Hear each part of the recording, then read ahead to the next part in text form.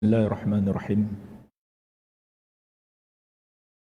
Assalamualaikum warahmatullahi wabarakatuh.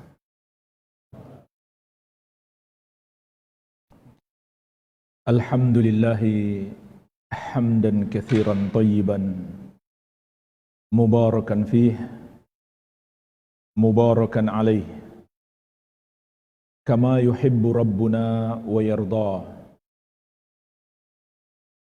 Wa ashhadu an la ilaha illallah wahdahu la syarika lah. Wa ashhadu anna Muhammadan abduhu wa rasuluh. Sallallahu alaihi wa ala alihi wa sahabatihi ajma'in. Wa man tabi'ahum bi ihsanin ila yaumiddin. Amma ba'd. Wa ikhwani fid din wa akhwati fillah, kaum muslimin wal muslimat, bapak-bapak dan ibu-ibu sekalian yang saya hormati dan saya muliakan, rahimani wa rahimakumullah. Semoga Allah subhanahu wa ta'ala senantiasa mencurahkan rahmatnya kepada kita sekalian. Beriman kepada hari akhir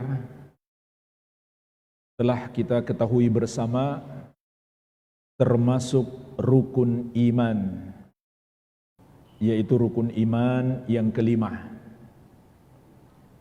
Dan para ulama menjelaskan cakupan keimanan kepada hari akhir itu adalah mengimani semua peristiwa yang terjadi setelah kematian. Ayat-ayat dan hadis yang menjelaskan kepada kita peristiwa-peristiwa setelah kematian, maka itu semua tercakup dalam keimanan terhadap hari akhir. Terutama peristiwa-peristiwa setelah kebangkitan.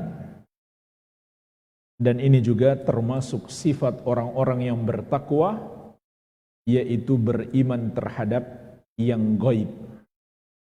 Termasuk keimanan kepada yang gaib adalah mengimani peristiwa-peristiwa setelah kebangkitan yang dikabarkan di dalam Al-Quran dan Sunnah.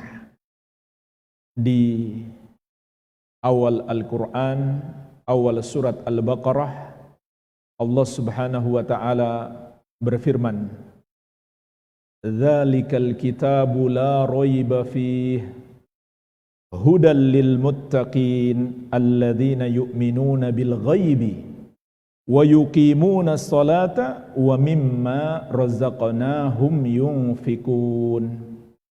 Itulah Al-Quran yang tidak ada keraguan padanya, yang di dalamnya terdapat hidayah, petunjuk bagi orang-orang yang bertakwa, yaitu orang-orang yang beriman kepada yang gaib, menegakkan solat, dan mereka menginfakkan sebagian rezeki yang kami anugerahkan kepada mereka.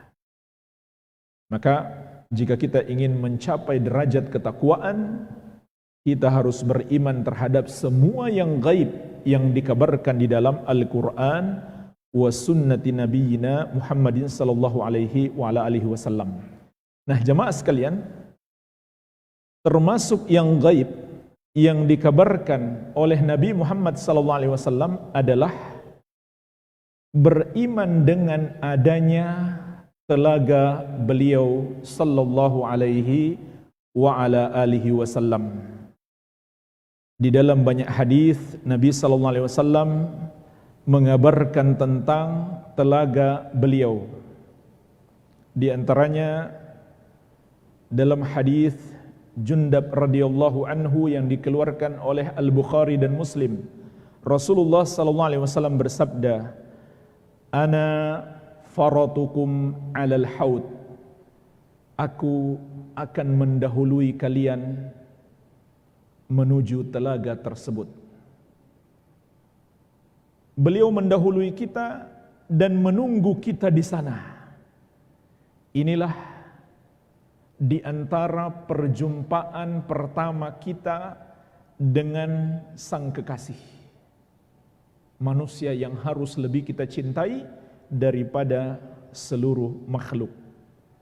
Sebagaimana dalam riwayat Bukhari dan Muslim dari Anas bin Malik radhiyallahu anhu, Rasulullah sallallahu alaihi wasallam menegaskan, la yu'minu ahadukum hatta akuna ahabba ilaih min walidihi wa waladihi wan nasi ajma'in.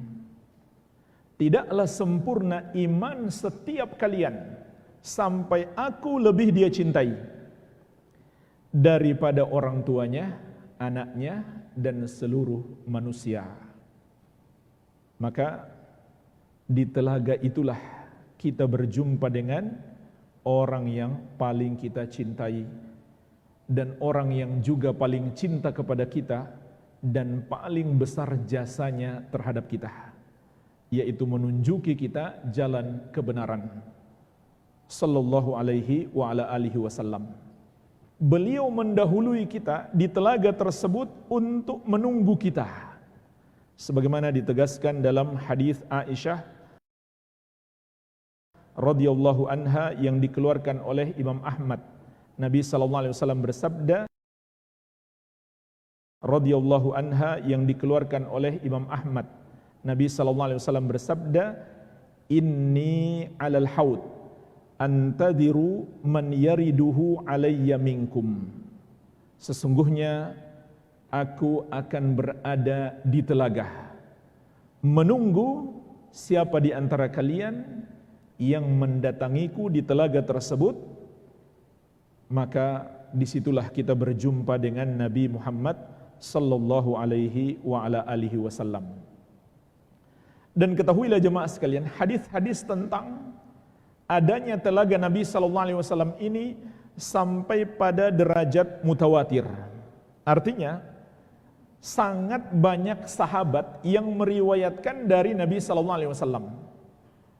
Kemudian generasi berikutnya juga sangat banyak meriwayatkan dari para sahabat radhiyallahu taala anhum ajmain.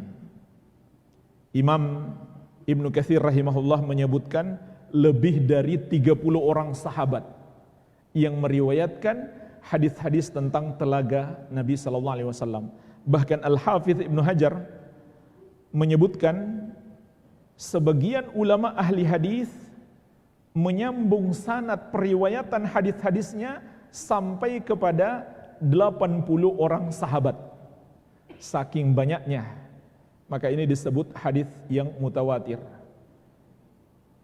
Para ulama menyebutkan mimma tawatara hadithu man kadzab wa man bana lillahi baitan wahtasab wa ru'yatun syafa'atun wal haudu wa mashu khufaini wa hadhi ba'du. Ini dua bait yang menerangkan kepada kita hadis-hadis yang sangat banyak periwayatnya. Disebutkan di antara hadis mutawatir itu hadis tentang satu, larangan keras berdusta atas Nabi Muhammad SAW, yaitu larangan membuat hadis-hadis palsu walaupun dengan tujuan baik. Yang kedua, anjuran membangun masjid dan mengharapkan pahala dari Allah, yaitu akan dibangunkan istana di surga bagi orang yang melakukannya. Yang ketiga, ru'yah, tentang melihat Allah kelak di hari kiamat dan di surga sebagai nikmat terbesar penghuni surga. Kemudian yang keempat, hadis-hadis tentang syafaat. Ini juga mutawatir, sangat banyak. Yang kelima, hadis-hadis tentang telaga. Dan yang keenam, hadis tentang mengusap dua sepatu dalam masalah fikih. Ini 6 contoh hadis-hadis yang sangat banyak berbicara tentangnya. Wa hadhi ba'du, dan ini hanya sebagian. Sampai jemaah sekalian, sahabat yang mulia Anas bin Malik radhiyallahu anhu pernah mengatakan, walaqad adraktu ajaiza bil Madinah ma yusallina salatan illa sa'alna Allah ta'ala ayyuridahunna hauda Muhammadin sallallahu alaihi wa ala alihi wasallam. Aku berjumpa dengan nenek-nenek kota Madinah. Tidaklah mereka melakukan salat kecuali mereka minta kepada Allah agar menyampaikan mereka di telaga Nabi Muhammad sallallahu alaihi wa ala alihi wasallam. Artinya ini diketahui oleh orang berilmu dan orang awam sekalipun. Orang berilmu dan orang awam sekalipun di masa-masa sahabat dan masa-masa setelah mereka mengimani adanya telaga Nabi Muhammad SAW dan sering berdoa kepada Allah supaya dapat berjumpa dengan Nabi Muhammad SAW di telaga tersebut. Namun ternyata jemaah sekalian ada golongan yang mengingkari, yaitu golongan Khawarij dan sebagian Mu'tazilah, mengingkari adanya telaga tersebut. Ada yang mencoba untuk menafsirkan dengan penafsiran yang suka-suka mereka saja. Ada yang mengatakan hadisnya lemah, padahal hadisnya sahih sangat banyak. Bahkan nanti akan kita sebutkan bagaimana ulama membantah orang yang mengatakan hadisnya lemah. Dan sungguh sangat berbahaya jemaah sekalian kalau kita mengingkari suatu hadis yang berbicara tentang kenikmatan. Al-Hafidz Ibnu Hajar menyebutkan, atau Al-Hafidz Ibnu Katsir rahimahullah menyebutkan ucapan sebagian ulama salaf dahulu, man kadzaba bi karamatin lam yanalha. Barang siapa mendustakan suatu kemuliaan, dia tidak akan mendapatkannya. Maka ini sangat berbahaya. Kalau mereka mendustakan adanya telaga Nabi Muhammad SAW, mereka terancam tidak akan mendapatkan nikmat tersebut, berjumpa dengan Nabi SAW dan minum dari telaga beliau. Dan ini berlaku semuanya, termasuk orang-orang yang tidak mau mengimani wajah Allah, padahal melihat wajah Allah nikmat terbesar penghuni surga. Mereka kemudian menafsirkan Allah nggak punya wajah. Wajah Allah maksudnya zat Allah, bukan wajah Allah beneran, atau kekuasaan Allah, bukan wajah Allah beneran. Allah memiliki zat, Allah memiliki kuasa, sudah jelas. Allah juga memiliki wajah, tentunya sesuai dengan keagungan dan kebesarannya, tidak sama dengan wajah makhluk. Orang yang mengingkarinya terancam tidak bisa mendapatkan nikmat ini. Maka ini sangat berbahaya. Jadi hadis-hadis tentang adanya telaga Nabi SAW itu mutawatir. Akan tetapi di dalam Al-Quran sendiri tidak ada ayat tegas. Cuma ada ayat yang memberi isyarat. Ada ayat yang memberi isyarat, yaitu firman Allah Subhanahu wa taala, "Inna a'tainakal kautsar."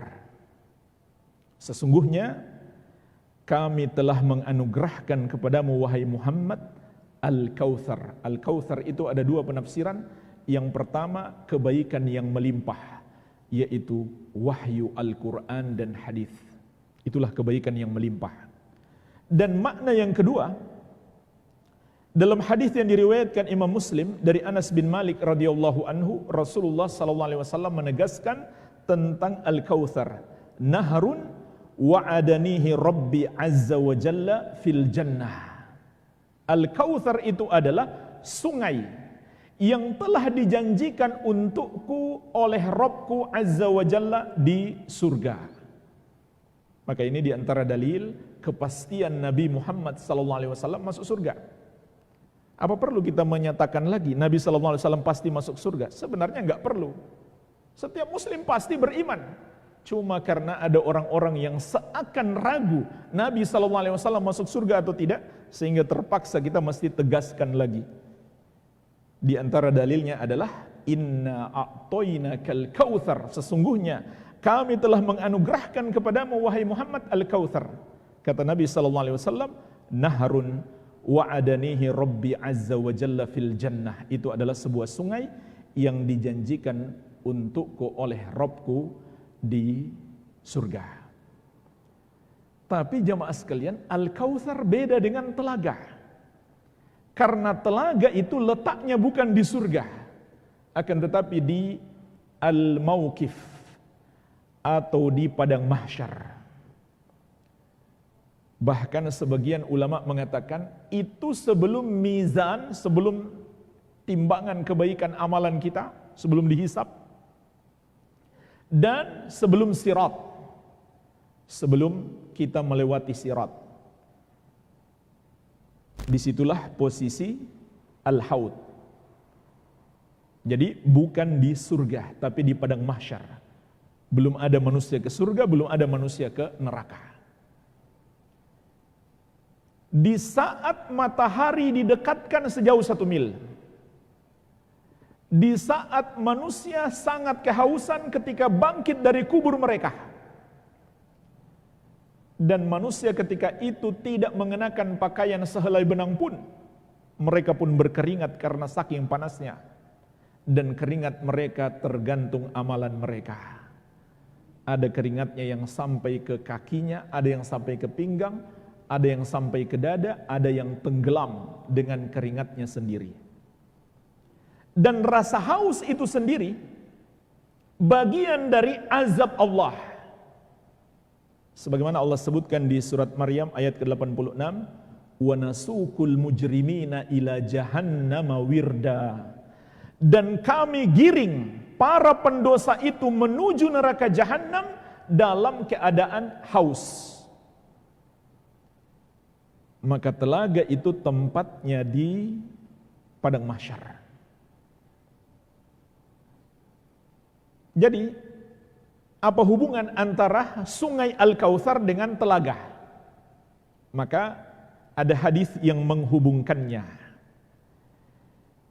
Diriwayatkan oleh Imam Ahmad dari Ibnu Mas'ud radhiyallahu anhu, Rasulullah sallallahu alaihi wasallam bersabda, "Wa yuftahu nahrun minal kautsar ila al-haud." Dan akan dibuka aliran dari sungai Al-Kautsar menuju ke telaga itu. Dalam hadis Thauban radhiyallahu anhu yang diriwayatkan Imam Muslim, Nabi sallallahu alaihi wasallam bersabda, "Yaguthu fihi mizaban yamuddanihi minal jannah." Akan mengalir padanya, pada telaga tersebut, 2 aliran yang berasal dari surga. Ahaduhuma min dhahab wal akhar min warik. 2 aliran itu, satunya terbuat dari emas dan satunya lagi terbuat dari perak. Jadi air yang ada di sungai Al-Kautsar itulah yang dialirkan ke telaga Nabi sallallahu alaihi wasallam yang ada di padang mahsyar, dan kedua-duanya milik Nabi Muhammad sallallahu alaihi wasallam, sungai di surga maupun telaga yang di padang mahsyar. Maka walaupun tidak tegas, tapi Al-Kautsar yang ada dalam Al-Quran memberi isyarat akan adanya telaga Rasulullah sallallahu alaihi wa ala alihi wasallam di padang mahsyar.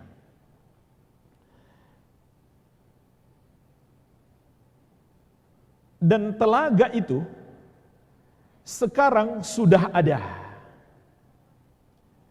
Sebagaimana disebutkan dalam hadis Uqbah bin Amir radhiyallahu anhu, Nabi sallallahu alaihi wasallam mengatakan, "Inni faratun lakum wa ana syahidun alaikum wa inni wallahi la anzuru ila haudi al-an." Sesungguhnya aku akan menunggu kalian, yaitu di telaga, dan aku akan menjadi saksi atas kalian, yaitu Nabi sallallahu alaihi wasallam akan bersaksi bahwa beliau telah menyampaikan apa yang Allah perintahkan untuk disampaikan kepada kita, sehingga kita nggak bisa mengatakan, "Ya Allah, saya belum tahu kewajiban saya." Nabi sallallahu alaihi wasallam sudah sampaikan. Dan sungguh demi Allah, aku benar-benar melihat telagaku sekarang. Diriwayatkan Al-Bukhari dan Muslim. Artinya Allah perlihatkan telaga beliau sallallahu alaihi wa ala alihi wasallam. Imam Nawawi rahimahullah ketika mengomentari hadis ini mengatakan, "Hadza tasrihun bi annal haud haudun haqiqiyun ala zahirihi kama thabata wa annahu makhluqun mawjudul yaum. Hadis ini adalah penegasan bahwa telaga Nabi SAW adalah telaga yang hakiki sesuai dengan zahirnya. Karena orang-orang Mu'tazilah itu, mereka mengedepankan akal daripada wahyu. Jadi kalau ada tengah hadis-hadis yang menurut mereka nggak masuk akal, nanti mereka takwilkan macam-macam. Ini maksudnya bukan telaga beneran, maksudnya begini dan begitu. Maka Imam Nawawi rahimahullah membantah dengan hadis ini. Hadis ini menunjukkan ini telaga hakiki sesuai zahirnya, bukan sekedar kata kiasan. Sebagaimana jelas dan sahih hadisnya. Dan bahwa telaga itu, kata beliau, makhlukun, sudah diciptakan. Mawjudul yaum, sudah ada sekarang.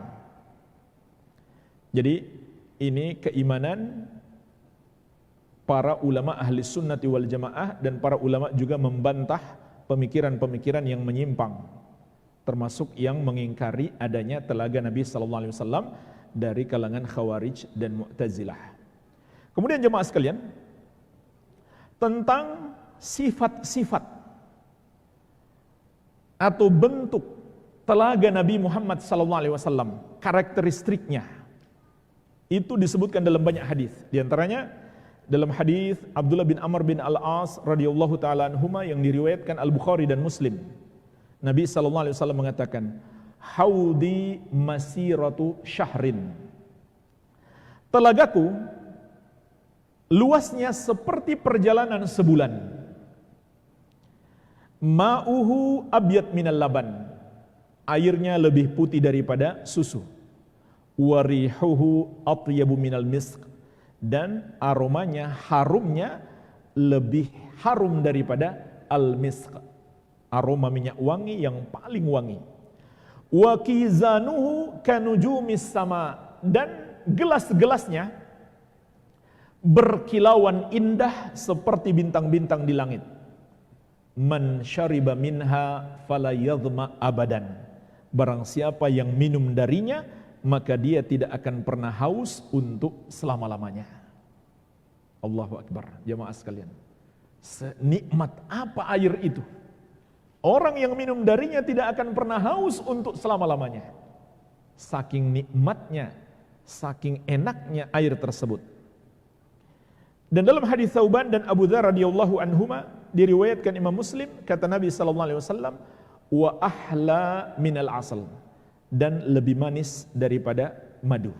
Dan dalam hadis Abu Dzar yang diriwayatkan Imam Muslim, kata Nabi sallallahu alaihi wasallam, walladzi nafsu Muhammadin biyadihi la aniyatuhu aktsaru min adadi nujumis sama wa kawakibiha.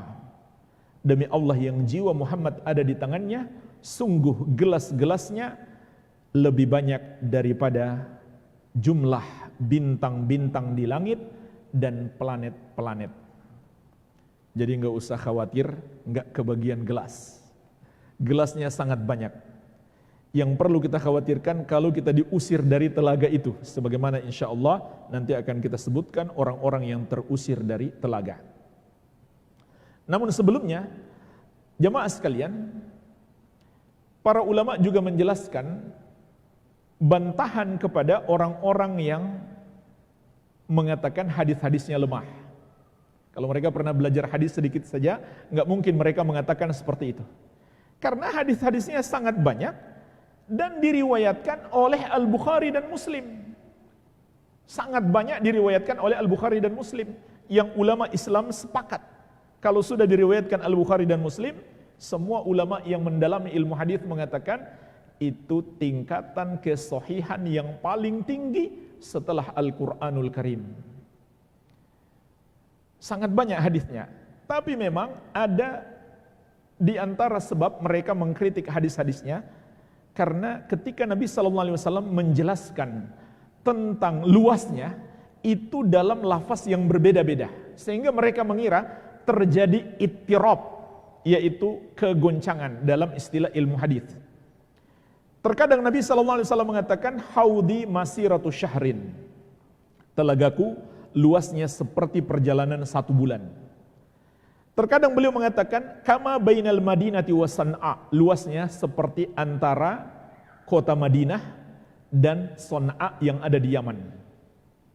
Terkadang beliau mengatakan kama baina Jarba wa Adruh, seperti jarak antara Jarba dan Adruh, dua kota berjauhan yang ada di Yordania atau di negeri Syam. Terkadang beliau mengatakan kama baina Ailah wa San'a minal Yaman, jaraknya seperti antara Ailah yang ada di negeri Syam sampai San'a yang ada di negeri Yaman. Terkadang beliau mengatakan kama baina Ailah ilal Juhfah, jarak seperti antara Ailah, kota yang ada di Syam, sampai ke Juhfah. Juhfah daerah yang ada di Arab Saudi, disitulah miqat penduduk negeri Syam kalau mau berhaji, miqatnya di situ. Terkadang beliau mengatakan min Adan ila Amman al-Balqa, dari Adan yang ada di Yaman sampai ke Amman al-Balqa yang ada di negeri Syam. Terkadang beliau mengatakan ma bainal Ka'bah wa Baitul Maqdis, jaraknya antara dari Ka'bah sampai ke Baitul Maqdis Palestina, dari Makkah ke Palestina. Maka sebagian orang mengatakan kalau begitu riwayatnya ittirab, goncang, karena terlalu banyak perbedaan. Maka para ulama ahli hadis yang meneliti, benar-benar meneliti sanad-sanad hadis ini mengatakan ini bukan ittirab, justru saling menguatkan antara satu dengan yang lainnya. Karena ittirab yang hukumnya doif itu jamaah sekalian, kalau sanadnya satu. Jadi kalau sanadnya satu, tapi lafaznya banyak sekali terjadi perbedaan, maka itu termasuk ciri hadis doif.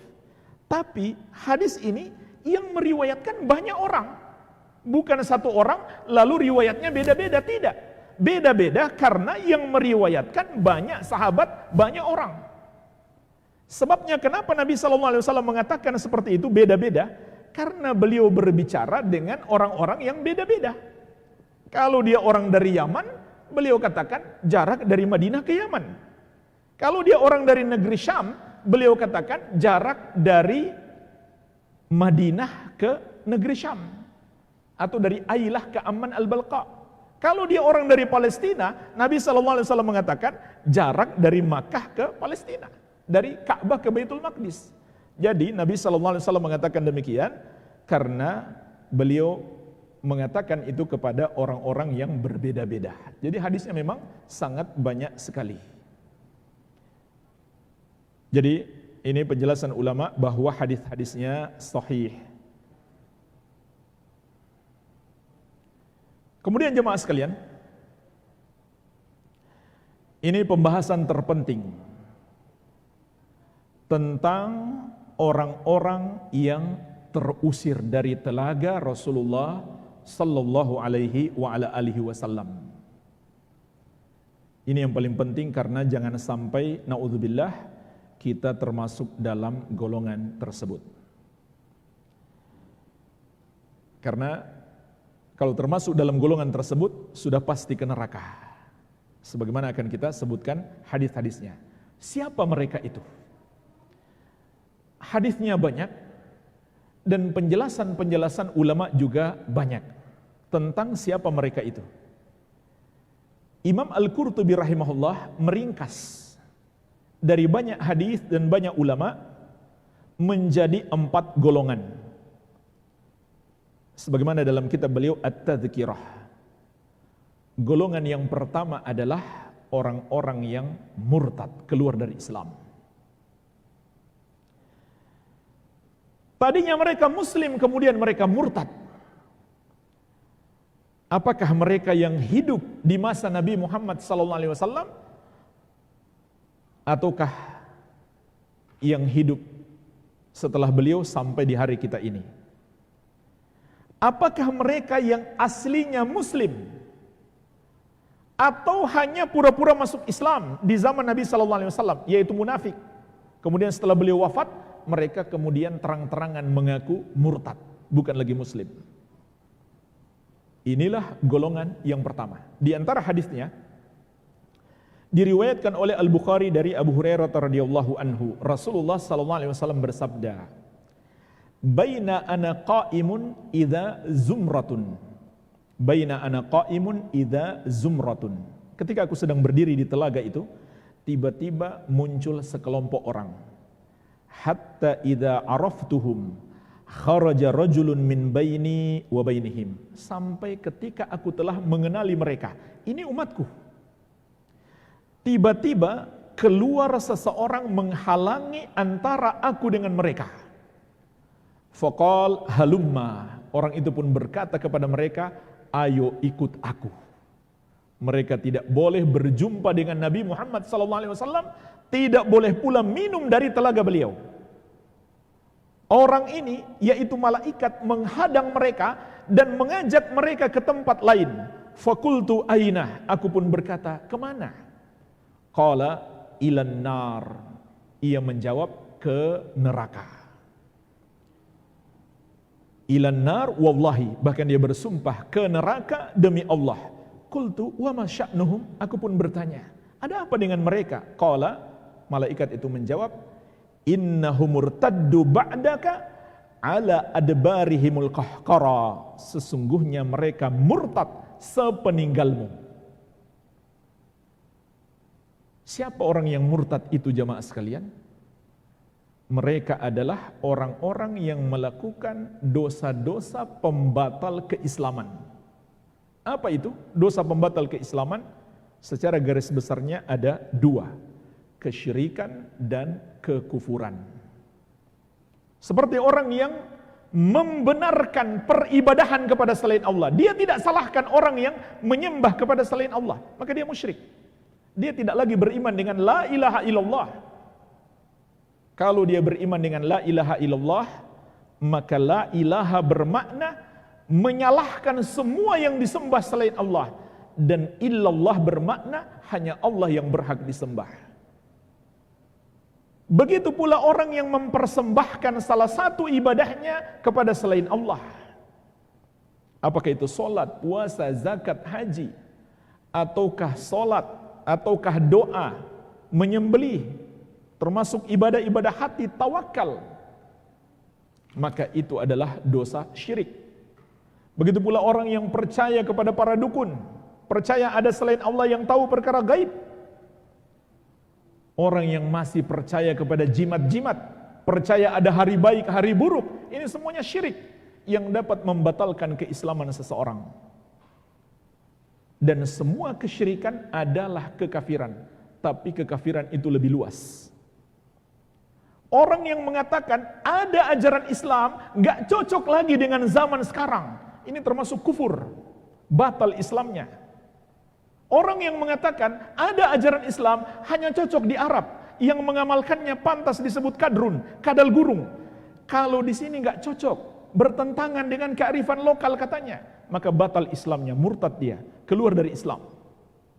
Orang yang mengatakan ada orang yang sudah menjadi wali sehingga dia lepas dari syariat Nabi Muhammad SAW, maka ini termasuk kekafiran, batal Islamnya. Orang yang mengatakan agama tidak boleh mengatur urusan dunia, tidak boleh campur tangan dalam urusan agama, ini termasuk orang yang murtad, batal Islamnya. Orang yang mengatakan atau mengolok-olok satu ajaran agama, atau menghina Allah, atau menghina ayat-ayatnya, atau menghina Nabi Muhammad SAW, maka ini termasuk kemurtadan. Dan masih banyak lagi jamaah sekalian. Kesyirikan dan kemurtadan itu sangat banyak, perlu kita pelajari, karena jangan sampai kita sudah terjerumus di dalamnya, atau orang-orang yang kita cintai. Ini sebab yang pertama, mengapa ada orang yang terusir dari telaga Nabi SAW. Karena mereka sudah murtad, bukan lagi umat Islam. Mereka tidak berhak berjumpa dengan Nabi SAW, tidak pula berhak minum dari telaga tersebut. Maka mereka digiring ke neraka dalam keadaan sangat haus. Di neraka tambah haus lagi. Golongan yang kedua kata Imam Al-Qurtubi rahimahullah adalah golongan ahlul bid'ah. Orang-orang yang suka mengada-ada, membuat-buat sendiri ajaran-ajaran agama. Apakah itu dalam akidah, dalam keyakinan, ataukah dalam amalan-amalan yang zahir, baik ucapan maupun perbuatan. Dan jemaah sekalian, golongan yang kedua ini yang paling banyak hadisnya. Di antaranya diriwayatkan Al-Bukhari dari Sahal bin Sa'ad As-Sa'idi radhiyallahu anhu, Rasulullah sallallahu alaihi wasallam bersabda, "Ana faratukum 'alal haud, faman waradahu syariba minhu, wa man syariba minhu lam yadhma ba'dahu abadan." Aku akan menunggu kalian di telaga. Maka siapa yang mendatangi telaga tersebut, dia akan minum darinya. Dan siapa yang minum darinya, dia tidak akan pernah haus untuk selama-lamanya. La yaridu alayya aqwamun a'rifuhum faya'rifuni. Kemudian akan datang, sungguh benar-benar akan datang kepadaku beberapa kaum. Aku mengenali mereka dan mereka pun mengenali aku. Bahwa itu umat Nabi Muhammad SAW, beliau kenali. Thumma yuhalu baini wa bainahum. Kemudian tiba-tiba dihalangi antara aku dengan mereka. Mereka tidak diizinkan untuk berjumpa dengan Nabi SAW, padahal mereka sudah dekat. Tiba-tiba mereka dihalangi dan diusir. Qala innahum minni. Nabi SAW bersabda, sesungguhnya mereka bagian dari aku, mereka golonganku. Fayuqal, lalu dikatakan kepada beliau, innaka la tadri ma baddalu ba'dak. Sesungguhnya engkau wahai Muhammad tidak mengetahui apa yang mereka rubah-rubah sepeninggalmu. Agamamu sudah dimodifikasi, ditambah-tambahi dan dikurang-kurangi. Dalam riwayat yang lain, innaka la tadri ma ahdatsu ba'dak. Sesungguhnya engkau wahai Muhammad tidak mengetahui apa yang baru yang mereka ada-adakan sepeninggalmu. Lalu Nabi SAW bersabda, suhqan liman baddala ba'di. Celaka, celaka bagi orang yang merubah-rubah agamaku, menambah-nambah agamaku sepeninggalku. Maka jemaah sekalian, hadis yang mulia ini memberi peringatan kepada kita bahaya bid'ah dalam agama. Ini tidak main-main. Bahaya besar sekali. Padahal jemaah sekalian, kalau kita fikir dengan akal sehat, sunnah Nabi SAW sudah terlalu banyak. Bahkan masih banyak yang belum kita pelajari. Jangankan amalkan, yang kita tahu pun masih banyak, yang kita tahu pun masih sedikit, yang belum kita tahu masih banyak. Kalau seandainya kita pelajari semua sunnah Nabi SAW, lalu kita amalkan semuanya secara konsisten, kita nggak akan sanggup. Tapi kenapa sunnah Nabi SAW banyak belum kita amalkan, bahkan belum kita ketahui, malah yang bid'ah kita kerjakan? Ini kan nggak masuk akal. Kalau seandainya ada orang, saya sudah pelajari semua ajaran Nabi SAW, semua sunnah beliau sudah saya amalkan, saya belum puas, saya mau tambah dengan bid'ah. Masih mending. Tapi faktanya tidak seperti itu. Jadi jemaah sekalian, hendaklah kita berpegang teguh dengan sunnah. Cukup bagi kita itu jauhi bid'ah. Ibnu Mas'ud radhiyallahu anhu, sahabat yang mulia, gurunya Nabi Muhammad SAW, tentu lebih paham agama daripada kita. Beliau berkata, ittabi'u wa la tabtadi'u faqad kufitum. Ikuti, teladani Nabi Muhammad SAW dan jangan berbuat bid'ah, itu sudah cukup bagi kalian. Apa merasa kurang cukup dengan sunnah Nabi SAW? Ibnu Umar radhiyallahu anhuma, juga murid Nabi Muhammad SAW, tentu lebih paham daripada kita tentang agama beliau. Maka beliau berkata, kullu bid'atin dolalah wa in ra'ahan nasu hasanatan. Semua bid'ah itu sesat, meskipun manusia menganggap hasanah, bid'ah yang baik. Sekarang kalau kita mengatakan bid'ah hasanah, siapa yang lebih paham agama, kita atau sahabat? Murid-murid Nabi Muhammad SAW. Maka kita harus takut jangan sampai kita termasuk dalam golongan yang diusir dari telaga Nabi Muhammad SAW. Dan Imam Al-Qurtubi rahimahullah memberi peringatan khusus. Ada 3 golongan ahlul bid'ah yang paling parah. Ada 3 golongan ahlul bid'ah yang paling parah. Yang pertama adalah golongan khawarij. Ini golongan ahlul bid'ah yang pertama muncul. Sudah masuk waktu Isya ya? InsyaAllah kita lanjutkan setelah sholat Isya. Wabillahi taufik.